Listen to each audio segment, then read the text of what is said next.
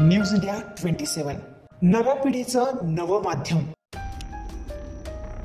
मालेगाव शहरात भरवस्तीत बिबट्या दिसल्याने परिसरात मोठी खळबळ उडाली होती। यावेळी एका चिमुकल्याने प्रसंगावधान दाखवत बिबट्याला एका खोलीत बंद केले।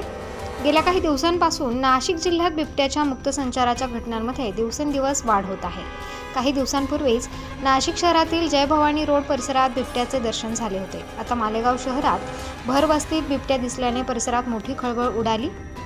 मालेगाव शहरातील नामपूर रोडवरील एका लॉन्समध्ये बिबट्या शिरला होता। यावेळी मोहित विजय आहिरे या लहान मुलाने प्रसंगावधान दाखवत बिबट्याला लॉन्समध्ये एका खोलीत बंद केले। शहरातील भायगाव जाजूवाडी परिसरातील साई सेलिब्रेशन लॉन्समध्ये ही घटना घडली। बिबट्याला रेस्क्यू करण्यासाठी वनविभाग, पोलीस, अग्निशमन विभागाचे कर्मचारी घटनास्थळी दाखल झाले। बिबट्या लॉन्समध्ये शिरल्याची माहिती मिळताच त्याला बघण्यासाठी नागरिकांनी मोठी गर्दी केली होती। नाशिक येथील रेस्क्यू टीमसह स्थानिक अधिकारी व कर्मचाऱ्यांनी ब्लो पाईपद्वारे डॉट देत बिबट्याला भूल दिली। बिबट्या बेशुद्ध होताच वनविभागाच्या अधिकाऱ्यांनी त्याला जेरबंद केले। हा बिबट्या नर जातीचा असल्याची माहिती वनविभागाच्या अधिकाऱ्यांनी दिली आहे।